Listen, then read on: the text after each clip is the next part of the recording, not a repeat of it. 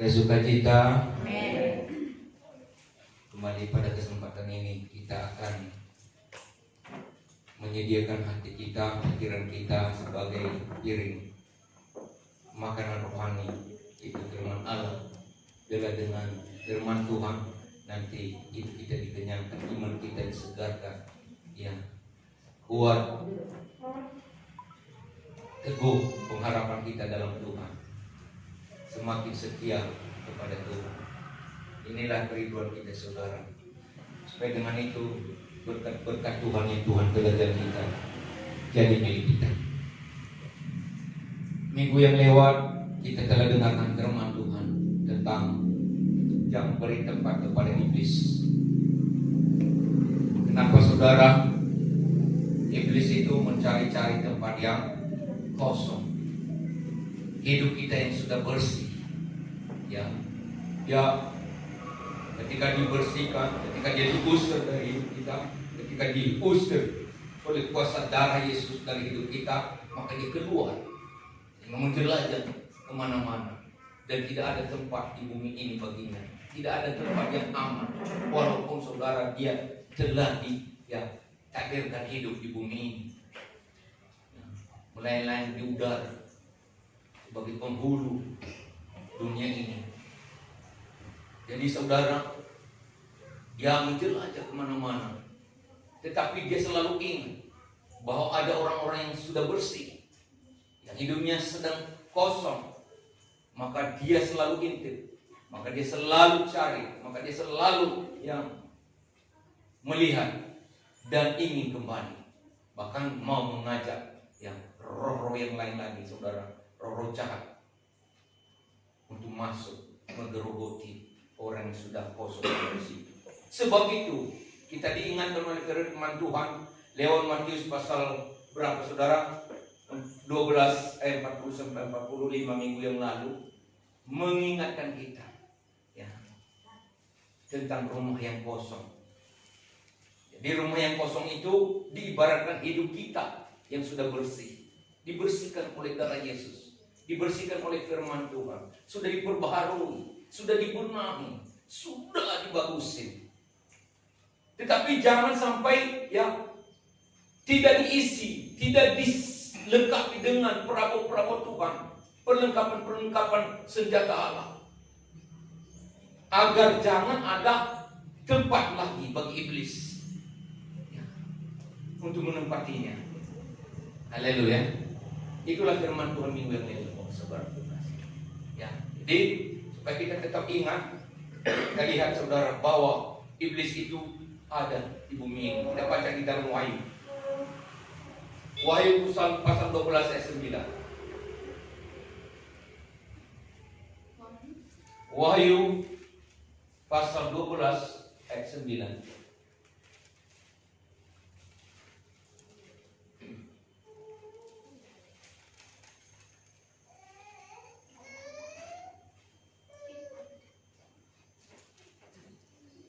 Ya.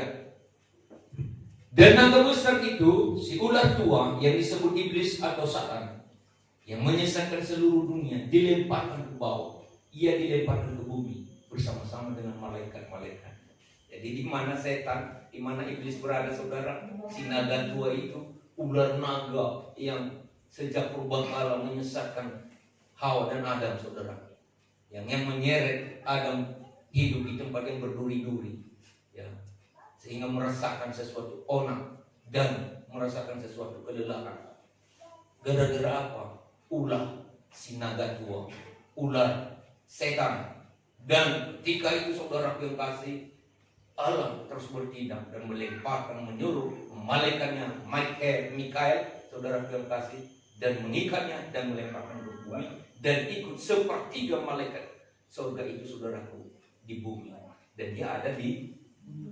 Jadi itulah maka kalau manusia menyerukan pertolongan kepada setan mudah sekali, karena memang setan itu sedang ada di bumi, menguasai bumi. Dan dikatakan di dalam, saudara, Efesus pasal 6 ayat 12 bahwa dia, musuh kita bukan darah dan daging, tetapi roh-roh jahat di udara. ada di udara ini, di mana-mana. Kalau di sini masuk udara, hati-hati saudara kasih, ya, dia ada. Karena perjuangan kita bukan melawan darah dan daging, tetapi melawan pemerintah-pemerintah, melawan penguasa-penguasa, melawan penghulu dunia yang bilang ini, melawan roh-roh jahat di udara. Ya. Jadi penghulu-penghulu dunia, setan itu adalah penghulu dunia. Jadi wajar saja saudara kalau setan itu ada di dunia ini. Jadi itulah maka saudara yang kasih kita harus tetap berjaga-jaga. Jangan sampai memberi tempat kepada iblis, kepada setan, karena dia ada di udara, ada di sekeliling kita, ada di sekitar kita. Dia gampang sekali menghasut orang-orang, memperalat orang-orang, memakai orang-orang yang dapat diperalatnya untuk menggerogoti kita. Bahkan kalau kita berikan peluang seperti Kain, yang pernah saya sampaikan kepada kita, bahwa dia ada di depan kita, mengintip-ngintip apa ini, berencana buruk, berencana jahat si Kain ini. Aku akan menuntutnya. Jadi jangan beri tempat.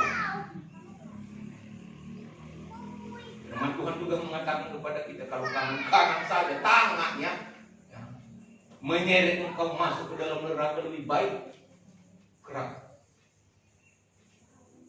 Mata saja yang lebih baik hanya mata satu tapi masuk surga daripada kedua-dua mata kita. Mata yang satu menyeret kita masuk ke dalam neraka, lebih baik cungkil. Haleluya. Dan Tuhan Yesus sendiri mengatakan, siapakah bapakku, siapakah ibuku, siapa saudaraku? Bapak dan ibuku, saudara-saudaraku hanyalah yang melakukan kehendak Bapakku di surga. Jadi tidak peduli, walaupun kita punya bapak biologis, ibu biologis, saudara, famili, kalau dia mau menyeret kita masuk ke dalam dosa, tak ada juga gunanya. Kalau dia menyeret kita masuk ke neraka, jangankan mereka, tangan kita satu bagian daripada tubuh kita sendiri pun. Memang saudara, kedengarannya agak keras memang firman Tuhan ini. Tetapi itulah kalau kita mau selamat. Amin. Itulah maka kalau kita mau masuk surga, kecuali ini ada tanda tanya, kecuali kita tidak mau selamat, kecuali kita tidak mau masuk surga, kecuali kita hanya memikirkan hidup di dunia ini saja. Kecuali kita tidak punya pengharapan dan iman kepada Tuhan, tentang segala janji-janji Tuhan. Tapi kalau kita masih mempunyai iman, pengharapan, kasih kepada Tuhan, ikuti firman Tuhan. Haleluya. Pada zaman akhir Tuhan berkata bahwa banyak orang berseru-seru sama-sama menyeru nama Tuhan, bahkan melayani juga di gereja, belum tentu melakukan kehendak Allah. Mungkin karena keinginan, ego,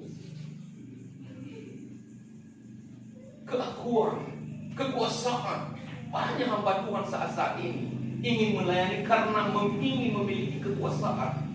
Senang kalau sebut pendeta, senang kalau disebut adalah pengurus. Padahal patokan untuk masuk surga bukan itu. Patokan untuk melakukan kehendak kerajaan Allah bukan itu. Bahkan mengusir setan dalam nama Yesus juga bukan itu patokannya.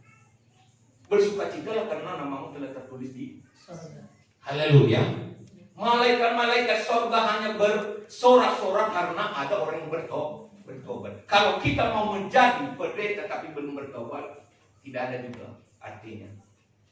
Maka saya selalu ingat kata-kata hamba Tuhan yang mengatakan lebih baik jadi pendeta daripada jadi pendeta.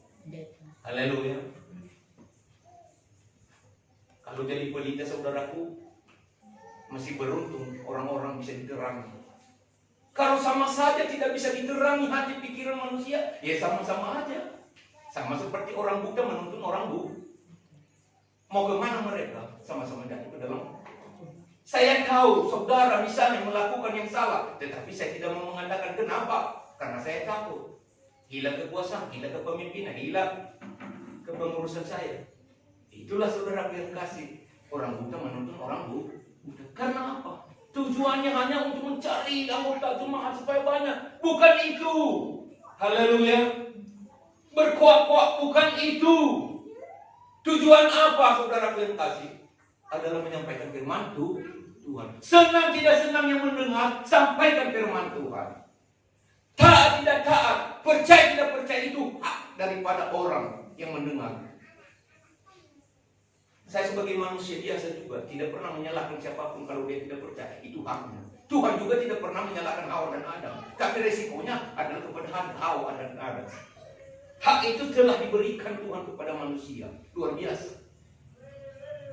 Mau dia percaya tidak percaya, mau dia taat tidak taat, itu haknya. Karena Tuhan telah berkata, kalau kamu makan ini, kamu akan mati. Dia tidak percaya, dia ragu-ragu. Dia dengarkan suara naga tua. Ular si naga tua. Apa yang terjadi? Dia akhirnya menyingkir dan bersembunyi dari hadapan Allah. Kenapa kita hilang persekutuan kepada Tuhan? Kenapa kita hilang semangat mengikut Tuhan? Inilah Adam dan Hawa sampai bersembunyi di balik kayu bokir dan menyemat daun menutupi ketelanjangan mereka. Kenapa? Tadinya mereka penuh dengan kemuliaan Tuhan, wajah berseri-seri, karena hidup dalam persekutuan kepada Tuhan. Sekarang saudara yang kasih, mereka menyadari hidup mereka sudah jauh daripada Tuhan. Mereka bersembunyi, menyanyikan puji-pujian tidak mampu lagi, berdoa lagi tidak mampu lagi. Karena apa saudara? Ini perlu diselidiki.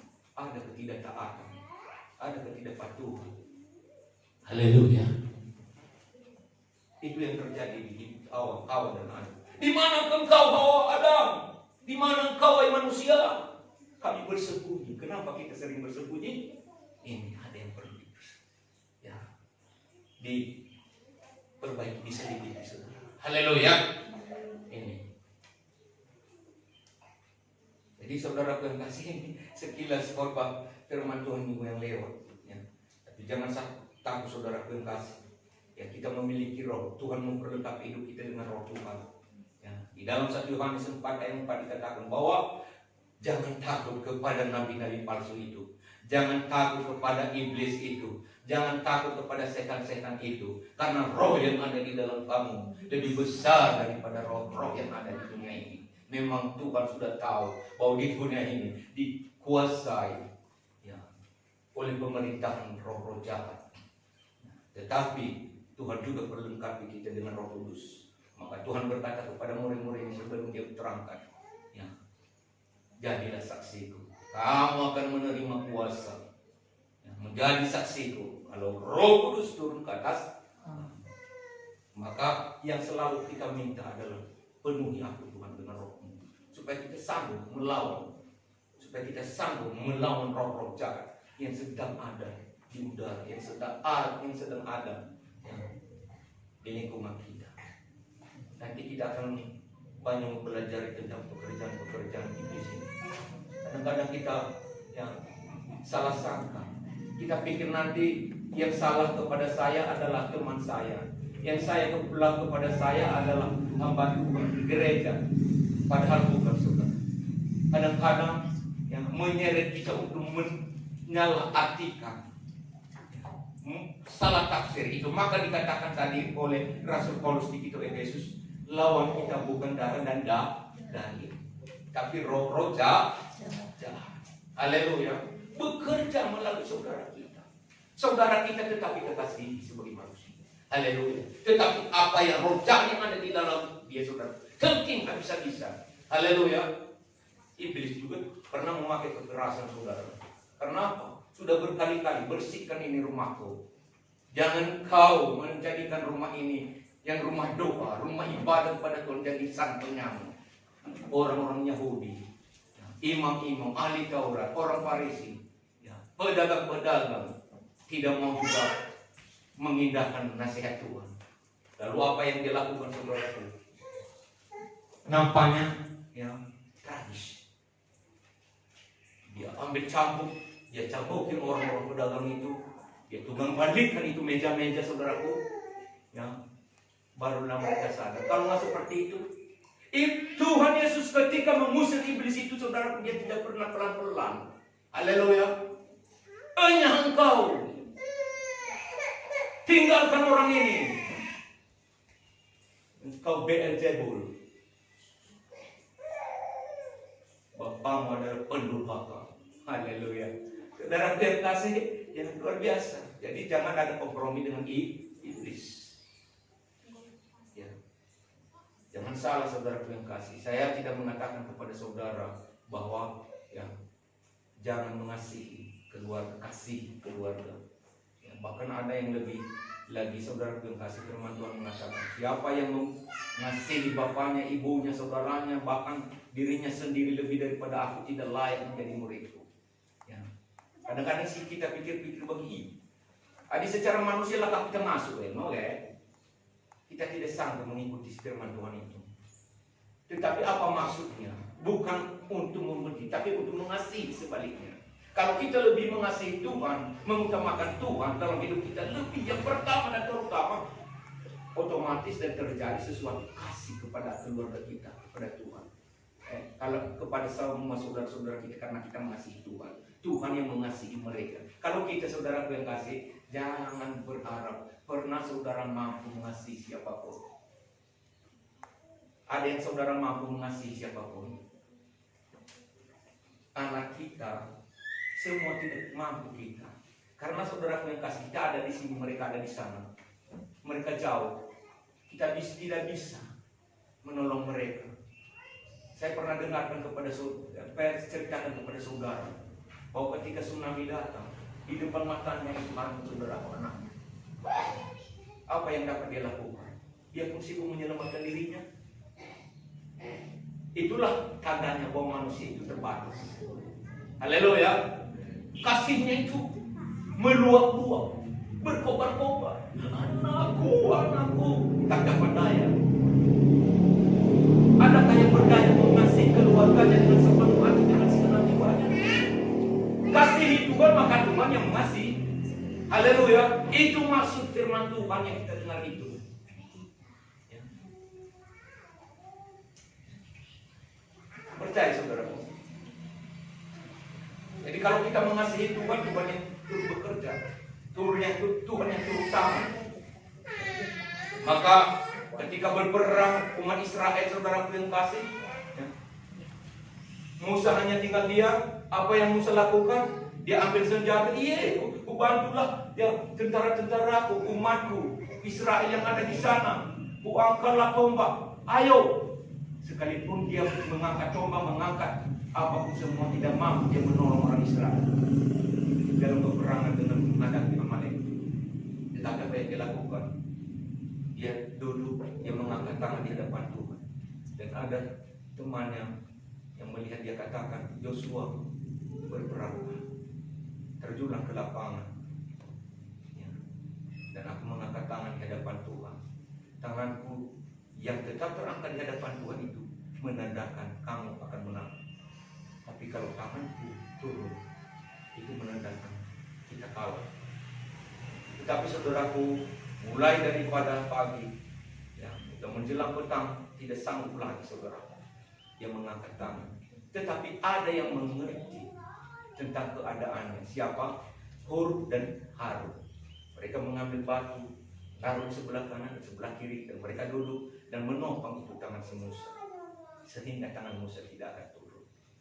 Tetapi itu ada di atas, dan betul sekali Tuhan yang bekerja.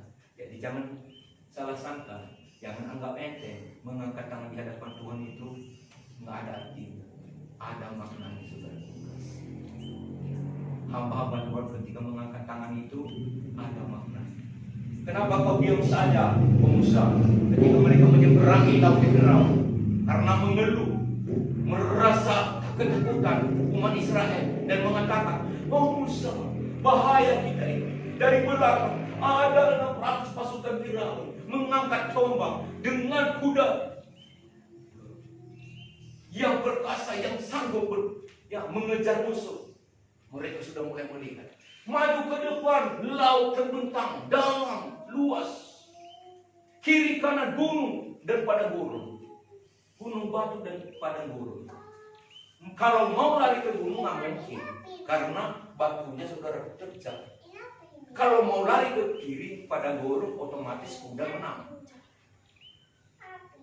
Pasti mereka akan didapat. Kalau mau lari ke depan, laut yang dalam luas, mereka tenggelam. Bahaya Musa, siapapun dia, saya pun dia pasti ketakutan kalau seperti itu. Tetapi Musa berkata, apa yang harus kulakukan Tuhan? Apa Tuhan katakan kepada Musa?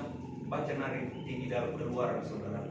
Ya, itulah kisah orang Israel keluar dari Mesir menuju ke tanah Kanaan itu. Banyak proses yang mereka jalani dalam hidup mereka. Tuhan berkata kepada Musa, kenapa kau diam saja? Angkatlah tongkatmu, ulurkanlah ke laut itu. Maka suruhlah umat Israel itu berjalan. Maka Musa mengangkat tongkatnya. Apa yang terjadi mujizat nyata? Laut itu, saudaraku, dibelah oleh angin yang datang dari timur.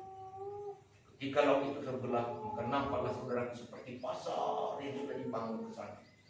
Suruhlah umat itu berjalan. Ketika mereka berjalan, saudara dengan kasih, sampai ke seberang, sampai ular yang mengejar mereka. Ya, ketika mereka sampai ke tengah, lalu saudara sampai ke seberang, lalu Tuhan berkata kepada Musa, angkat lagi tongkatmu ke laut itu. Maka saudaraku, kebetulan tentara-tentara Firaun sudah sampai ke tengah, dan laut itu pun kembali, dan sehingga mereka tenggelam semua. Luar biasa saudaraku. Haleluya. Kuasa Tuhan itu, saudara, mujizat Tuhan itu jangan disepelekan. Bisa nyata kapan saja. Hanya kadang-kadang karena ketidakpercayaan kita, keraguan-raguan kita, maka kadang-kadang kita, saudara, kehilangan berkat Tuhan yang begitu besar. Berkat Tuhan bukan hanya sebatas materi, saudara.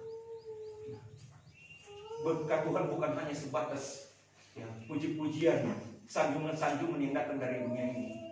Tetapi berkat Tuhan ada untuk menolong hidup kita, menyelamatkan kita. Mungkin hanya dengan 5 batu kita bisa tertolong.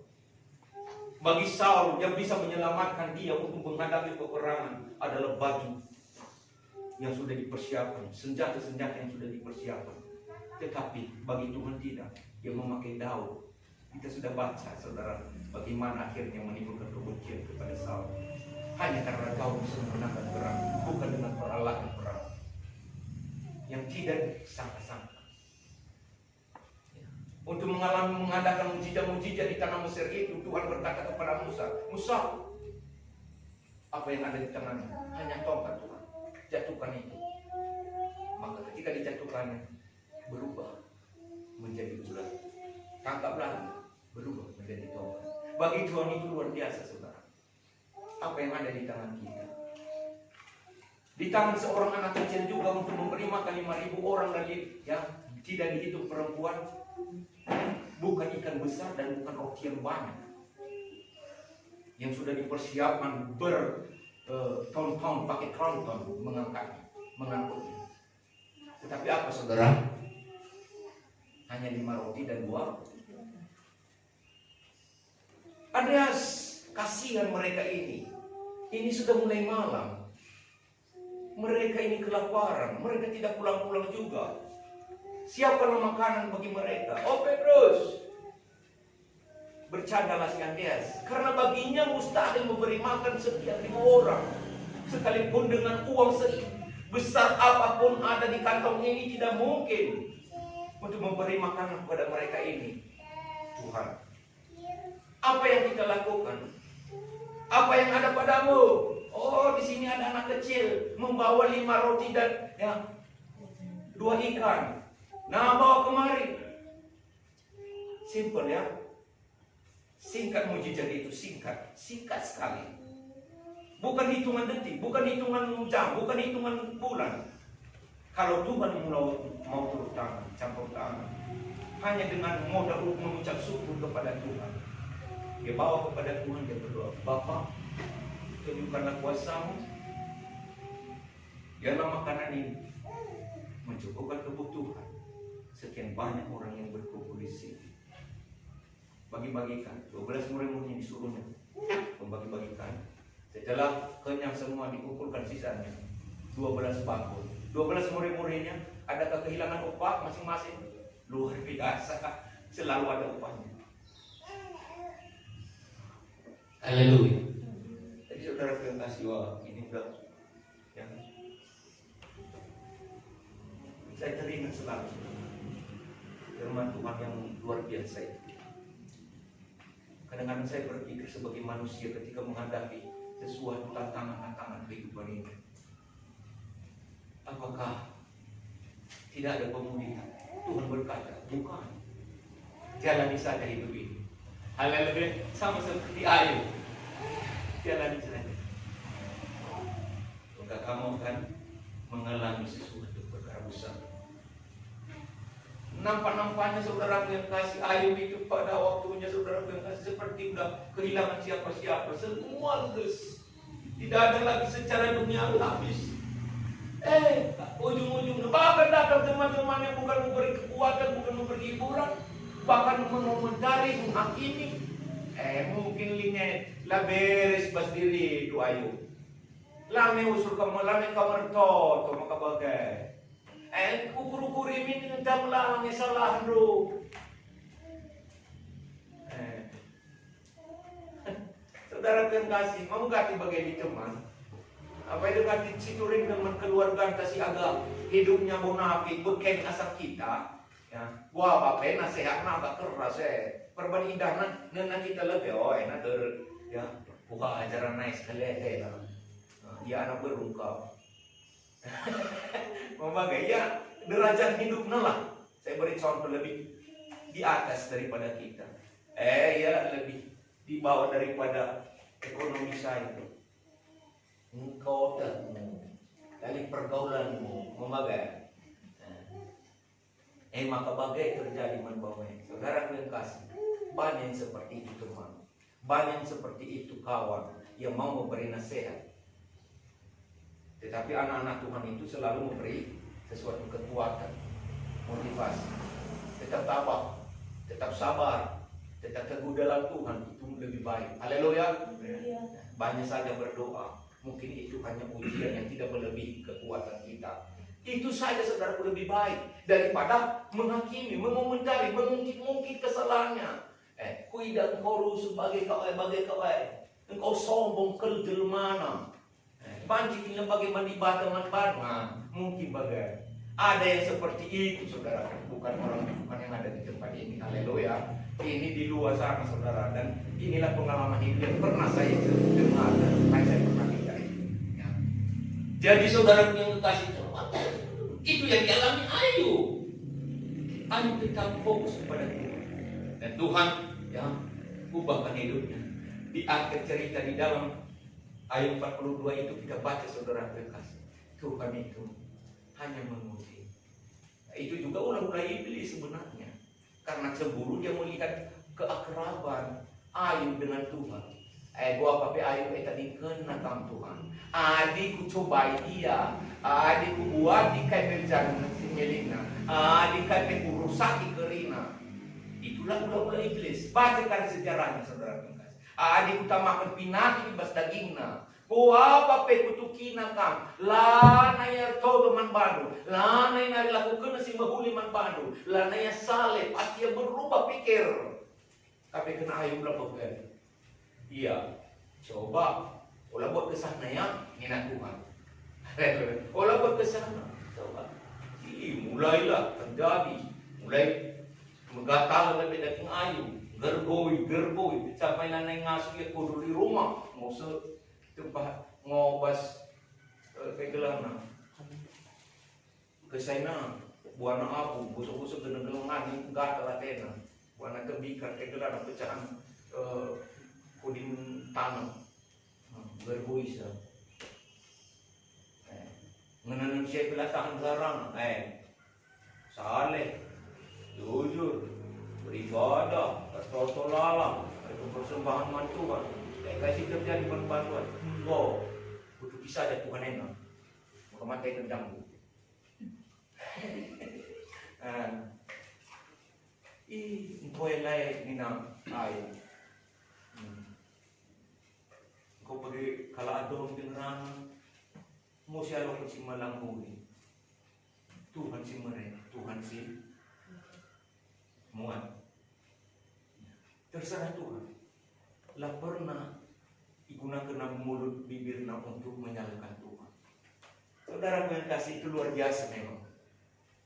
Luar biasa, ada si pelajar si luar biasa. Entah kita lah masuk, tetapi saudara terima kasih. Ya, kalau kamu memiliki karunia iman yang kuat pasti sama. Haleluya. Pasti kami pulihkan, pasti kami berkati Tuhan lebih seperti si Ayub. Dan dalam pasal 42 itu Ayub diberkati Tuhan luar biasa. Berlipat ganda. Haleluya. Iya, Tuhan pasti tolong kita semua saudara. Ya. Nah, jadi itulah sekilas firman Tuhan minggu yang lewat, ya, bahwa jangan beri tempat kepada iblis. Ya. Nah, ada yang mau saya sampaikan kepada kita firman Tuhan pada hari ini.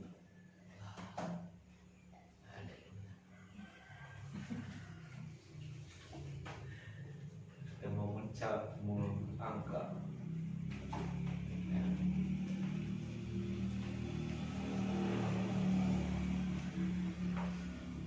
Jadi saya mau bacakan saja saudara. Jangan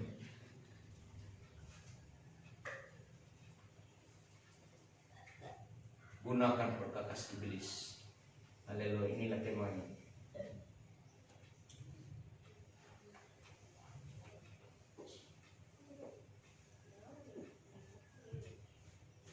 Satu Samuel 4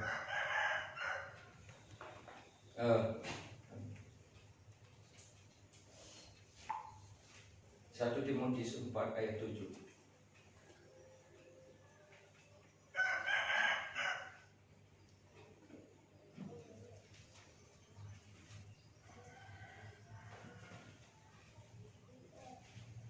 Ya.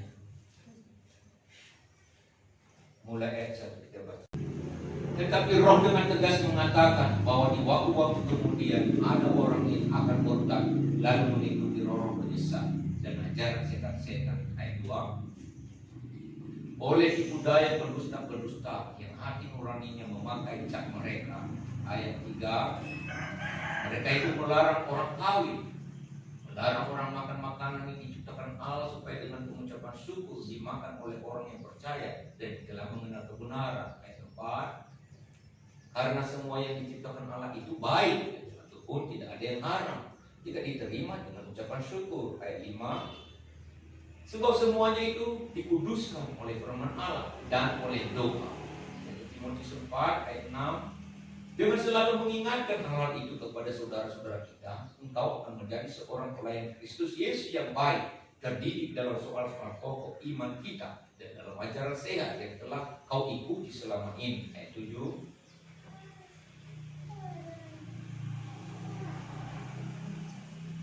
Tetapi jauhilah tahayul dan dongeng nenek-nenek tua. Latihlah dirimu beribadah sampai di situ. Ya. Nah, saudara yang kekasih, orang-orang pada akhir zaman, ya, kata firman Tuhan bahwa banyak yang murtad. Kenapa murtad? Karena kesesatan. Kenapa sesat? Karena ada yang menimbulkan kesesatan itu. Ya, memberikan pengajaran-pengajaran yang berupa-rupa warnanya. Ya. Ada yang katanya tadi saudaraku, pengajaran melarang orang kawin. Kan begitu tadi firman Tuhan. Ya. Jadi kita bersyukur saudara, ya, di sini nggak apa-apa, boleh kawin, ya, boleh berkeluarga, tapi jangan lebih daripada satu kalau menjadi umat Tuhan. Haleluya. Suami dan saat istri satu sepasang, ya. Jangan, ya, 1 lawan 2 lawan 3. Haleluya. Nah, itu apa yang dikatakannya lagi? Dikatakannya masalah makanan. Nah, ada yang mengatakan haram di dalam kitab, ya, Kisah Para Rasul 15 ayat 25 kalau nggak salah, Yang dikatakan bahwa hanya itu saja yang dilarang di Yerusalem, diputuskan di Yerusalem. Jangan makan darah, jangan makan daging yang dipersembahkan kepada berhala, jangan jangan ada percabulan, dan jangan ada 4 itu, saudara. Darah, daging yang tercekik, dan yang dipersembahkan kepada pekong, dipersembahkan kepada pacu-pacuan berhala. Dan itu percabulan, 4 itu jangan. Jadi semua, kalau makanan minuman itu kalau sudah didoakan, itu sudah dikuduskan dengan doa. Mari totokin kamar iman. Semua itu saudara kasih ucapan syukur. Tuhan, semua ini bukan karena kekuatanku mendatangkan di atas meja ini dan mencicipinya saat ini, bukan karena kemampuanku, tetapi oleh karena berkat-Mu. Saya bersyukur Tuhan. Dalam nama Yesus Kristus makan minuman ini dikuduskan. Sudah. Semua sudah dikuduskan. Semua sudah halal. Tidak ada yang haram. Haleluya. Nah, ini firman Tuhan. Jadi ini saudara kasih. Nah, itulah ayat 7 ini adalah sebagai pokok firman Tuhan kepada kita pada hari ini. Apa perkataan? Jangan gunakan perkataan iblis. Dikatakan di sini saudaraku ayat 7 tadi. Tetapi jauhilah tahayul dan dongeng nenek-nenek tua. Laki-laki ini beribadah. Apa tahayul itu? Kita kan punya kebiasaan daripada nenek-nenek tua kita, daripada nenek moyang kita, daripada empung gandring kita, ya, empung gandring, ya, ada ditinggalkannya ini tahayul. Masuk rumah pakai tanggal, ya, mau berkeluarga harus kawin lari dulu. Di bagaimana yang seperti ini? Nah, ini tahayul, ini peraturan nenek-nenek tua. Bas keluarga kami, bagi kamu keseras ini, nah, harus bicara pasu-pasu, karilah modal, tetapi harus kegelar, kau lari, nangki, bahasa karona ya, manjat-manjat, nangki mah manjat. Nah, itu tahayul. Inilah kalau itu kita sebagai orang Kristen, sebagai umat Tuhan, tahayul sebagaimana si ikut-ikuti dengar peraturan sebagaimana enak mau kita yang ulang hari, ya, menerapkan kebenaran firman Tuhan. Buat Pedro pernah merenda jadi ipas-upas, bagai turing-turing, bagai kami ada nih, harus bagaimana. Ini tahayul, ini pesan, ini kebiasaan nenek-nenek tua. Kalah-kalah naik. Ya. Masalah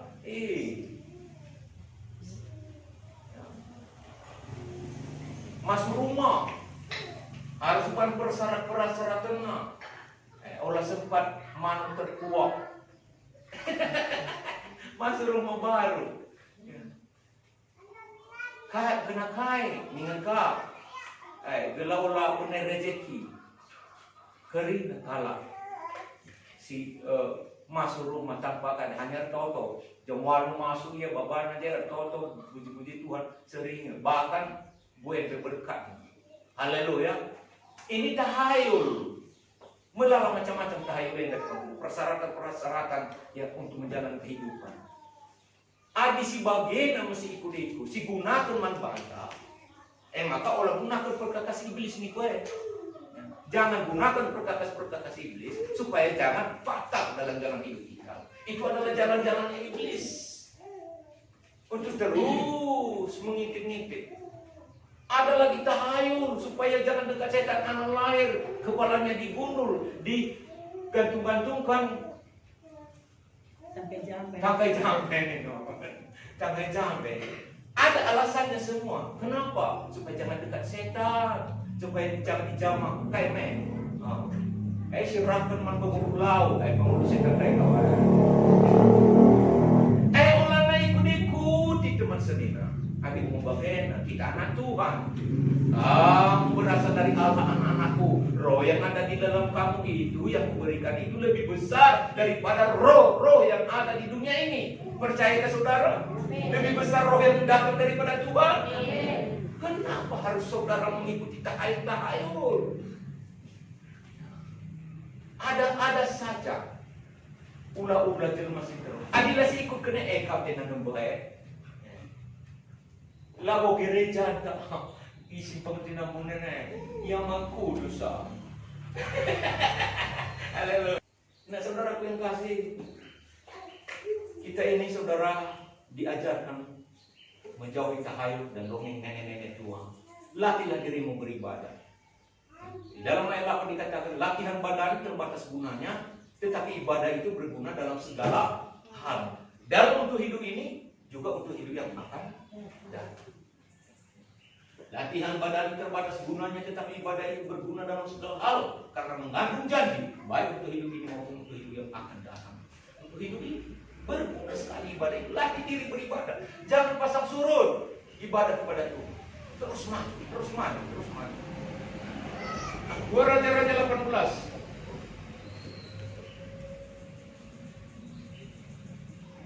Ayat 4 sampai 8.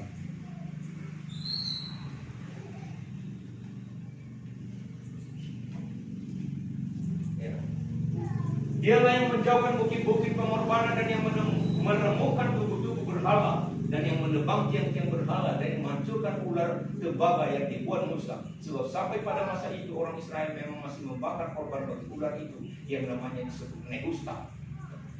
Ayat 4 terus.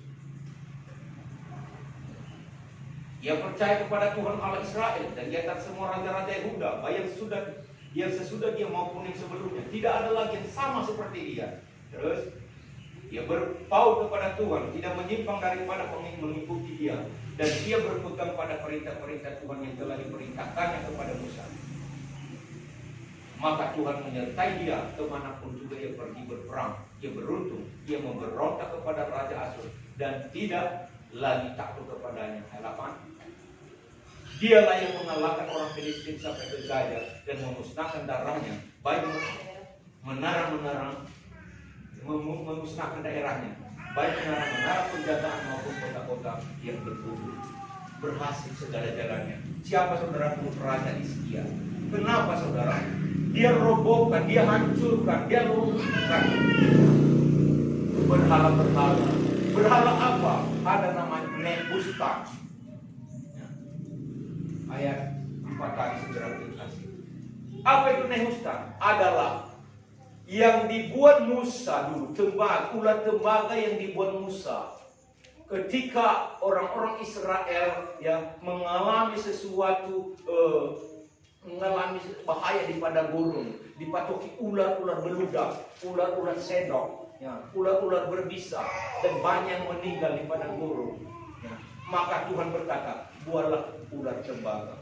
Nah, siapa yang melihat ular tembaga itu memandang ke atas, maka mereka semua menjadi sembuh. Ini adalah memang lambang dan gambaran salib Kristus. Jika ada di atas salib. Saudaraku yang kekasih, ya. Setelah 400 beberapa tahun kemudian, orang Israel tetap membuat itu dan mereka menjadikan mereka sembah-sembahan, menjadikan itu sembah-sembahan bagi mereka.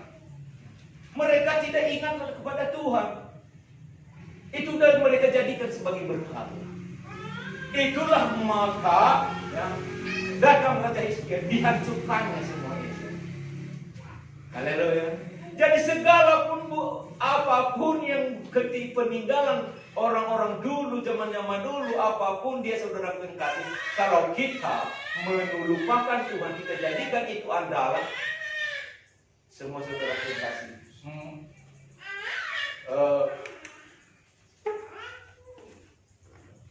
Fokus atau saudaraku menjurus kepada penyembahan kepada berhala. Dan itulah yang salah. Jadi dia hanya taat dan takut kepada Tuhan. Maka dalam segala jalan yang dikatakan tadi sampai ayat 8, dia berhasil dan beruntung. Tuhan menyertai dia. Luar biasa saudara kasih. Kalau saudara berani untuk merobohkan, menghancurkan segala berhala, bahkan segala peninggalan-peninggalan orang-orang zaman dulu atau yang diandalkan oleh nenek moyang kita yang mengatakan ini berkhasiat, ini ampuh, ini hebat, ini bisa ya memberi kepada kita pertolongan dan perlindungan. Saudara yang kasih, tidak ada yang lebih hebat dan tidak ada yang lebih besar selain daripada kuasa Tuhan. Andalkan saja Tuhan. Haleluya. Itu lebih luar biasa. Pernah juga orang Israel, saudara yang kasih, bahwa ya ketika mereka berperang, lalu mereka mengalami kekalahan di medan perang, lalu mereka menganggap, oh, ayo kita angkat-angkat tabut perjanjian. Lalu mereka bawa-bawa tabut perjanjian itu. Rupanya mereka tetap juga kalah. Mereka lari terbirit-birit terhadap musuhnya. Karena apa? Mereka menganggap bahwa tabut itu, saudara yang kasih, kalau dulu di Tabernakel Daud itu ada yang namanya kota. Itu tabut, tempat, di situ ada tongkat Harun. Harun kan tidak ada. Di situ ada hukum Taurat. Mereka menganggap bahwa kalau itu dibawa-bawa pasti menang. Mereka menjadikan sebagai ajiman. Mereka menjadikan sebagai kekuatan. Rupanya saudaraku tidak mampan apa-apa. Kenapa?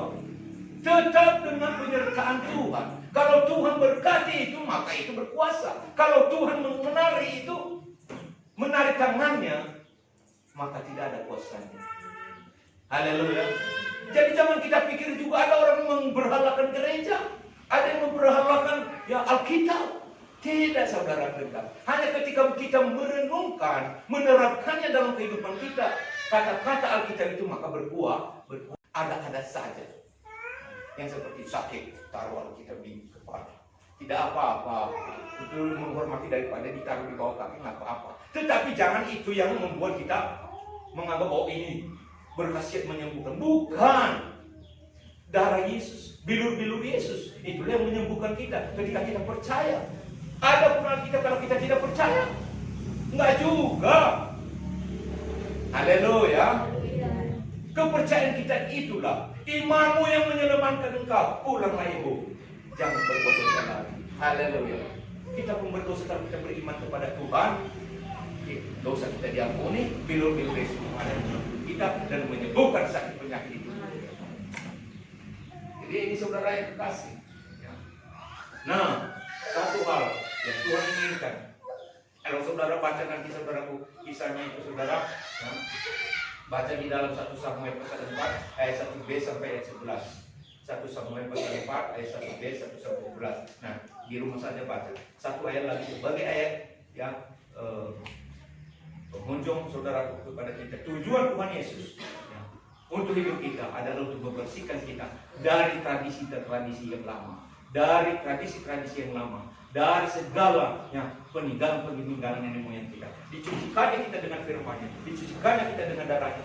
Dia rela hidupnya mati disalib hanya untuk menyucikan kita dari semua yang tabiat-tabiat hidup lama dan juga segala sesuatu tradisi-tradisi yang lama yang melekat di hati, pikiran dan hidup kita. Kita baca di dalam 1 Petrus 1 ayat 14 sampai 19. Ini sebagai terakhir saudara. Ayat 14 sampai ayat 19. 1 Petrus pasal 1.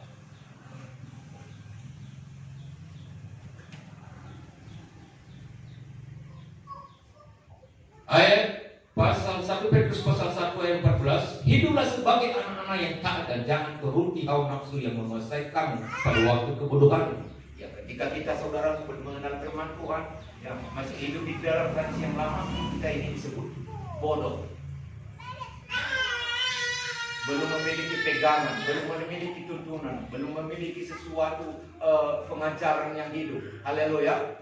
Nah, hiduplah sebagai anak-anak yang taat dan jangan turuti hawa nafsu yang menguasai kamu pada waktu kebodohanmu. Tetapi hendaklah kamu menjadi kudus di dalam seluruh hidupmu sama seperti Dia yang kudus yang telah memanggil kamu. 16. Sebab ada tertulis, kuduslah kamu, sebab aku kudus. 17. Dan jika kamu menyebutnya Bapa, yaitu Dia yang tanpa memandang muka, menghakimi semua orang menurut perbuatannya, maka hendaklah kamu hidup dalam ketakutan selama kamu menumpang di dunia ini. Ayat 18. Sebab kamu tahu bahwa kamu telah ditebus dari cara hidup yang sia-sia yang kamu warisi dari nenek moyangmu itu, bukan dengan barang yang mana, bukan pula dengan perak atau emas. Kenapa Yesus mati? Kenapa dia menebus hidup kita dengan darahnya? Dia rela mati, tersalib. Dia korbankan semuanya itu. Hanya untuk apa? Menebus kita dari hidup yang kita warisi dari nenek moyang. Jadi kita tidak salah kalau kita tidak mengikut-ikutan, kalau kita tidak menggunakan, kalau kita tidak mengenakan ya sesuatu perkakas-perkakas yang dapat digunakan iblis untuk mengesok kita, untuk menjatuhkan kita, untuk melemahkan kita, untuk membuat kita tersesat, untuk membuat kita murtad. Jangan gunakan itu, saudara. Haleluya. Kalau saudara mau diselamatkan oleh Tuhan Yesus, kalau saudara mau masuk di surga, inilah kemerdekaan yang sesungguhnya. Haleluya. Kita tidak lama lagi 2 hari lagi kita menyambut ya, memeriahkan hari, mengingat hari ya perjuangan pahlawan negara Republik Indonesia yang ya, telah memperjuangkan kemerdekaan negara kita Republik Indonesia dari penjajahan. Tapi kita juga saudara kasih hanya bisa merdeka dari segala dosa yang menjajah kita, dari iblis yang menjajah kita, ketika kita taat, ketika kita setia, ketika kita patuh, ketika kita tetap percaya hanya kepada Tuhan Yesus. Haleluya. Ini yang terpenting. Jadi saudara kasih kita renungan firman Tuhan untuk kita pada hari ini. Tuhan yang memberkati. Haleluya.